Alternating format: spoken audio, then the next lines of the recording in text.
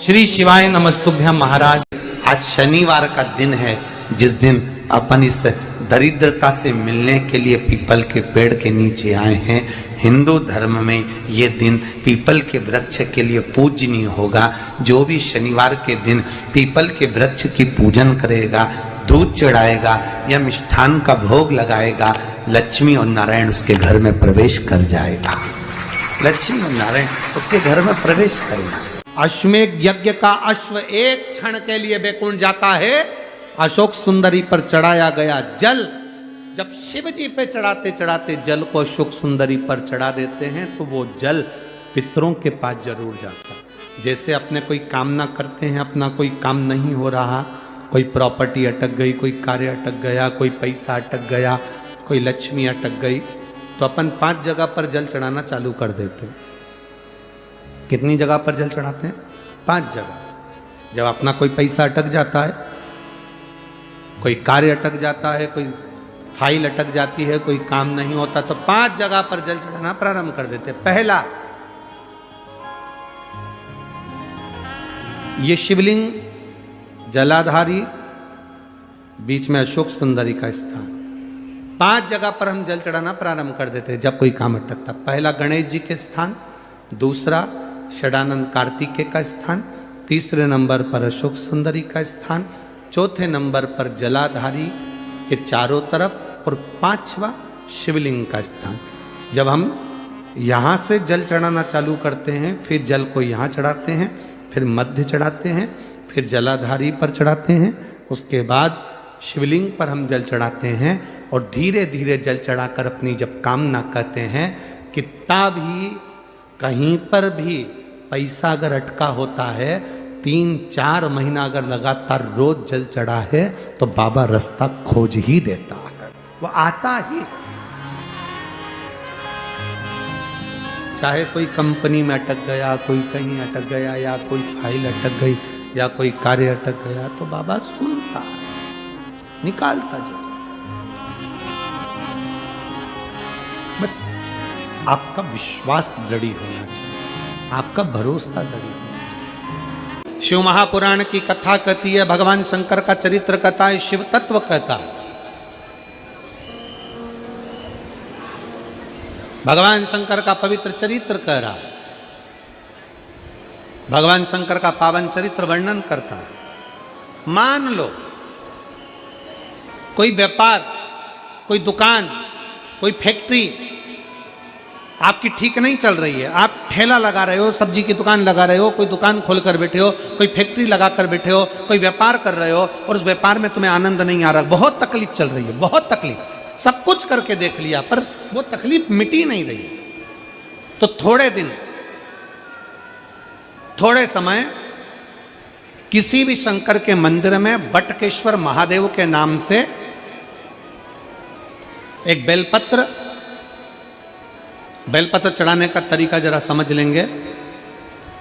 आप अगर जिस दिशा में खड़े हो, अगर आप शंकर के शिवलिंग के इधर हो तो बेलपत्री का डंडी का मुख आपकी ओर होना चाहिए। आप इधर हो तो डंडी का मुख उधर हो, आप उधर हो तो डंडी का मुख उधर हो, आप इधर हैं तो डंडी का मुख इधर हो। बटकेश्वर महादेव के नाम से शंकर जी के मंदिर में एक बेलपत्री पर डंडी का मुख अपनी ओर होना चाहिए। जो डंडी है इसका मुख अपनी ओर। बटकेश्वर महादेव के नाम से एक बेलपत्र शंकर भगवान को समर्पित करो बटकेश्वर महादेव के नाम से, और बेलपत्र चढ़ाने के बाद में जो तुम्हारे कलश में जो जल है, लोटे में जो जल है, वो 7 बार, लोटे का जल 7 बार, 7 बार से मतलब है अलग से लोटा भरना नहीं है, 7 बार उसी लोटे का जल जब बेलपत्र डंडी समेत समर्पित कर दें, 7 बार उस लोटे के जल को 7 बार बटकेश्वर महादेव का नाम लेकर अपनी मन की कामना कर कर बाबा से विनती करते हुए कि बाबा मेरी ये छोटी सी अर्ज स्वीकार करते, 7 बार उस जल को चढ़ाओ। लगातार कम से कम आप 15 से 20 दिन तक लगातार बटकेश्वर महादेव के नाम से चढ़ाओगे, ऐसी कोई दुकान और फैक्ट्री नहीं तो चले नहीं और आगे बढ़े नहीं और काम सुलझे। बटकेश्वर महादेव, भगवान शंकर का ये नाम, भगवान शिव का ये स्तुति, भगवान शंकर का ये नाम बटकेश्वर महादेव। स्वयं भगवान शंकर ब्रह्मा जी का जब सिर कटकर बड़का पेड़ बन जाता है और उस पेड़ के नीचे, वृक्ष के नीचे शंकर भगवान विराजमान हो जाते हैं, शिव जी उसके नीचे विराजमान हो जाते हैं, उसी का नाम बटकेश्वर महादेव पड़ा। बटकेश्वर, बोल बटकेश्वर महादेव की, शिव जी बटकेश्वर महादेव के रूप में विराजमान। इस छोटे से जीवन में हम अपने परिवार को साधते हुए, परिवार के साथ में सब कर्म करते करते करते करते भगवान की भक्ति को भी धारण करें। हम कभी इस व्यासपीठ से ऐसा नहीं बोले कि आप अपना घर छोड़ दो, आप अपना परिवार छोड़ दो, आप अपना घर छोड़कर कहीं तीर्थ में जाकर बैठ जाओ, या कहीं एकांत में जाकर बैठ जाओ। ये कभी इस व्यासपीठ से नहीं कहा। इस व्यासपीठ से कहा परिवार में रहो, घर में रहो, कुटुंब में रहो, सबके साथ रहो और सबके साथ रहकर भगवान की भक्ति को करो। परिवार भी संभालना है, घर भी संभालना है, काम धंधा भी करना है, बिजनेस भी करना है, सब कुछ करना है। पर उसके साथ साथ एक लोटा जल देवाधिदेव महादेव को भी चढ़ाना। सब चीज करते करते, कार्य करते करते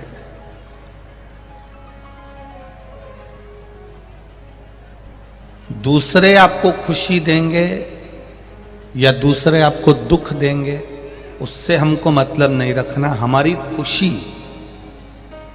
हमारा खुश रहने का आनंद हमारे खुद के पास होना चाहिए, स्वयं के पास होना चाहिए।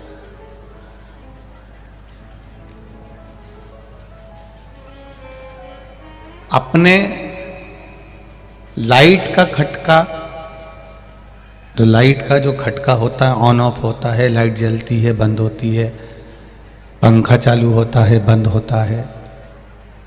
ये लाइट का जो खटका है तुम अपने घर में लगाते हो, अपने कमरे का, कि दूसरे के घर में लगाते हो?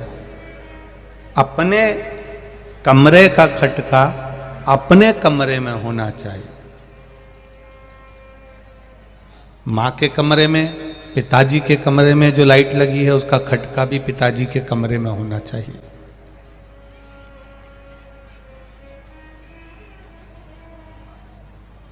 अपने कमरे का खटका, स्विच, खटका अपने कमरे में हो। भाई के कमरे का खटका, स्विच भाई के कमरे में हो।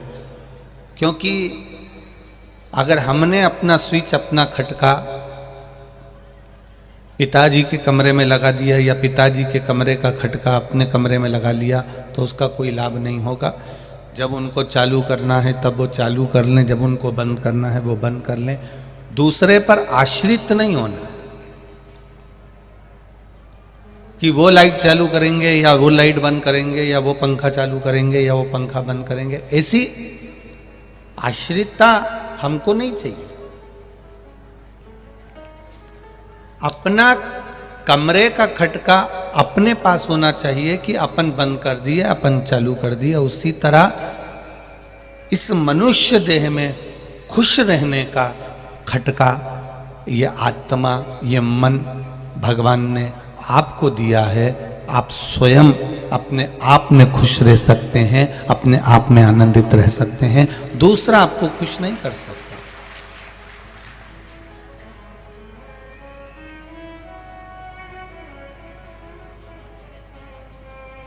अपने आप में अपने को आनंद में रहना पड़ेगा, अपने आप में अपन को खुश रहना पड़ेगा।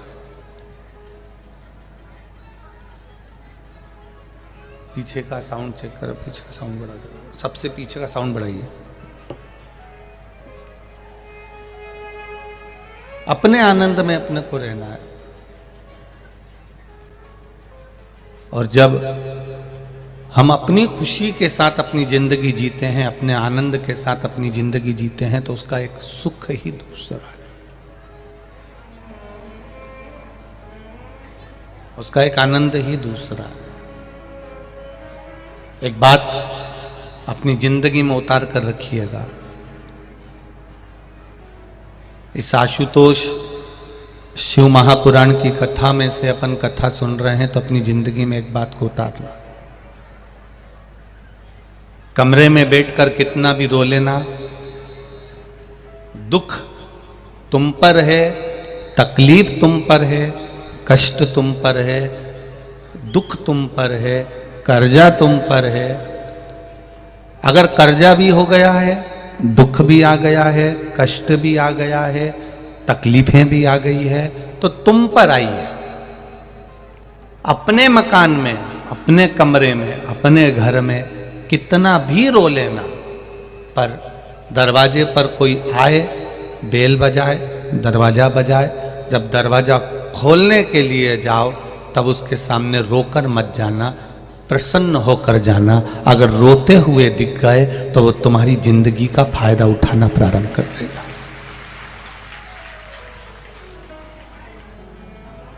अगर तुम रोते हुए दिख गए, तुमने किसी से कह दिया साहब मैं कर्जे में हूं, तो फिर वो तुमको हल्के में लेने लगेगा, तुमको गिनेगा नहीं।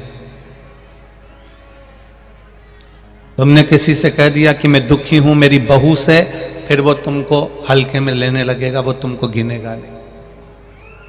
मैं अपनी सास से दुखी हूं, वो हल्के में रहने लगेगा, तुमको गिनेगा नहीं।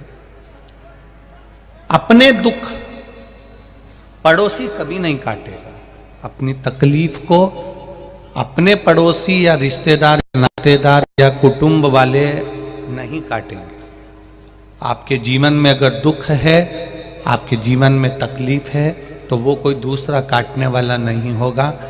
किसी की सामर्थ्यता नहीं है कि कोई आपके दुख को काट दे। आपके दुख को आपको स्वयं को काटना है, क्योंकि कर्म का जो लेखनी है वो हमारे ऊपर लिखी हुई है। उस कर्म की लेखनी को हमें स्वयं काटना पड़ेगा। भगवान देवादिदेव महादेव की कथा कहती है, जैसे कहीं जाते हैं तो 2-4 जोड़ कपड़े लेकर जाते हैं। शादी में गए, विवाह में गए, या कहीं कोई आयोजन में, कोई फंक्शन में हम जाते हैं तो 4 जोड़ कपड़े लेकर जाते हैं। बोलो जाते हो कि नहीं जाते हो? जम के तो बोलो, जाते हो ना? 2 या 4 जोड़ कपड़े अपने साथ में रख लेते हो बैग में और चले जाते हो। कपड़े कौन से रखते हो? अगर हम शादी में जा रहे हैं, कोई फंक्शन में जा रहे हैं, कोई रिसेप्शन में जा रहे हैं, या कहीं पर भी हम जा रहे हैं, तो हम 2-4 जोड़ कपड़े रख कर ले जाते हैं जो अपने ऊपर ठीक लगे। हम वो कपड़ा लेकर जा रहे हैं जो अपने को ठीक लगे, जो अपने को श्रेष्ठ लगे।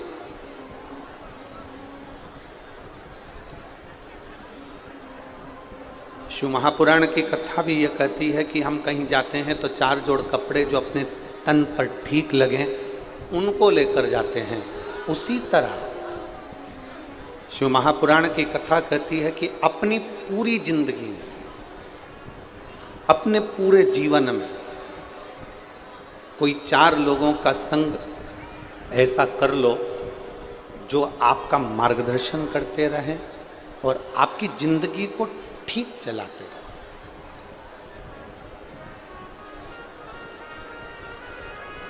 और उन 4 लोगों में सर्वश्रेष्ठ अगर कोई है तो 2 पूर्णता में श्रेष्ठ हैं, एक माता, दूसरा पिता।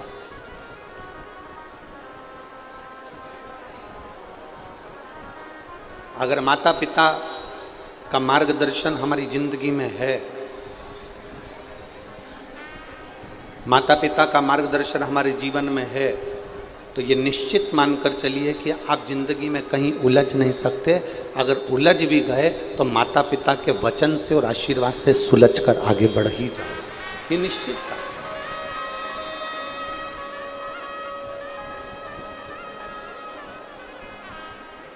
एक मनुष्य का, इस मानव शरीर का प्रथम गुरु होती है उसकी माँ। दूसरे नंबर पर गुरु होता है उसका पिता। तीसरे नंबर पर उसका गुरु होता है उसका शिक्षक। और चौथे नंबर पर गुरु होता है सतगुरु। सतगुरु का नंबर आखिरी में आता है, सतगुरु का नंबर पहले नहीं आया।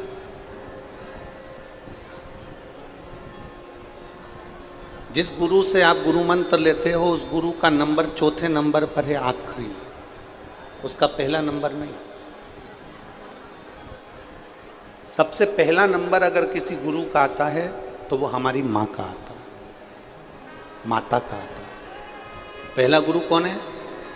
जम के बोलो, माँ। दूसरा गुरु कौन है? आवाज नहीं आ रही, जम के बोलो, पिता।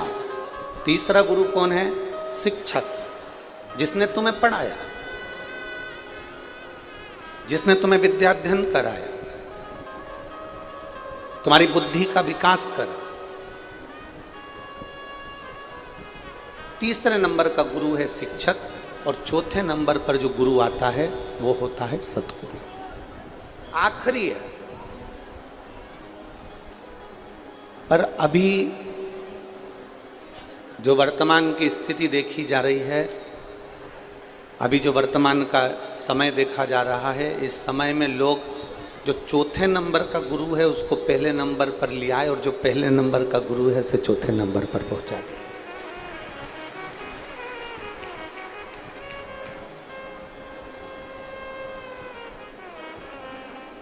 पर यह श्रेष्ठता नहीं है, इसको श्रेष्ठता नहीं है।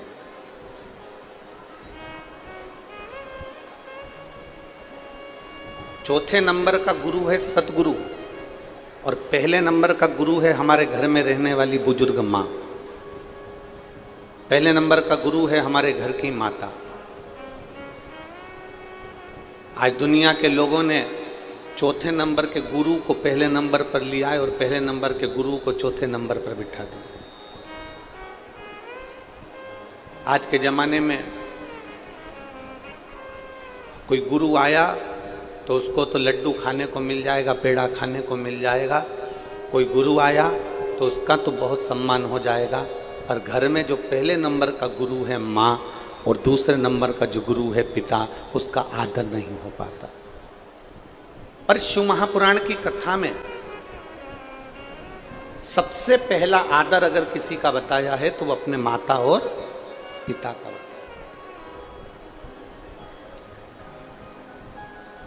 श्री गणेश जी महाराज ने और श्री षडानंद कार्तिकेय जी ने अपने माता पिता के कहने पर पृथ्वी की परिक्रमा करना प्रारंभ किया।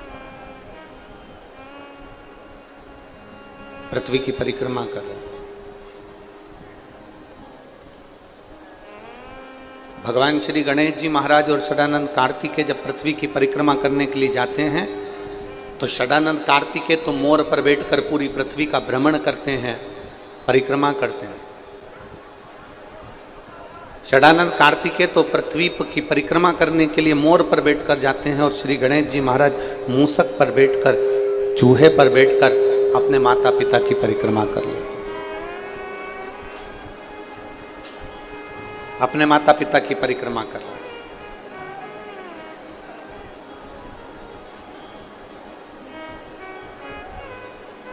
अब माता पिता की परिक्रमा कर रहे हैं मतलब माता पिता का आदर कर रहे हैं, मतलब माता पिता का सम्मान कर रहे हैं, माता पिता को आदर प्रदान कर रहे हैं।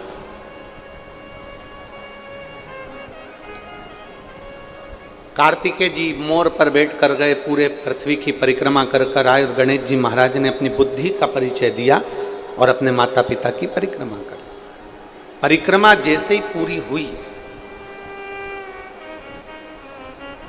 षडानंद कार्तिकेय जी तो अभी पहुंचे ही नहीं थे।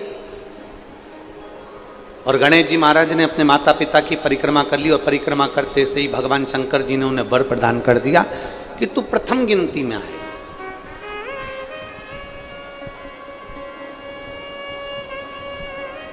सारे देवताओं में तू प्रथम पूजा जाए,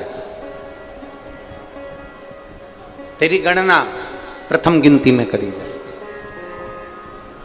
तुझे प्रथम गिनती में गिना जाएगा। सब दूर तेरी प्रथम गिनती में तुझे आदर दिया जाएगा, सम्मान दिया जाएगा, सत्कार दिया जाएगा और तू गणों का अध्यक्ष हो गया और तेरा नाम गणेश हो गया। अब जैसे ही श्री गणेश जी महाराज को वर प्राप्त हुआ, इतनी देर में षडानंद कार्तिकेय जी का आगमन हुआ और षडानंद कार्तिकेय जी का आगमन हुआ और षडानंद कार्तिकेय जी ने देखा कि मेरे भाई श्री गणेश जी महाराज को, जो मुझसे छोटा है, वो गणेश जी को प्रथम गिनती का वर दे दिया गया। प्रथम गिनती का वर उसको दे दिया गया। अब कार्तिकेय जी पृथ्वी की परिक्रमा कर कर जैसे ही आए, आते से ही अपनी मां के हृदय से लगकर रोने लगे। जरा शिव महापुराण का ये चरित्र अपनी जिंदगी में उतारिएगा। कई लोगों के मन में एक प्रश्न आता है कि शंकर जी की पूरी परिक्रमा क्यों नहीं होती, भगवान देवादिदेव महादेव की परिक्रमा क्यों नहीं लगाई जाती, भगवान शंकर की परिक्रमा पूरी क्यों नहीं करी जाती, आधी परिक्रमा कर कर वापिस क्यों लौट आते हैं।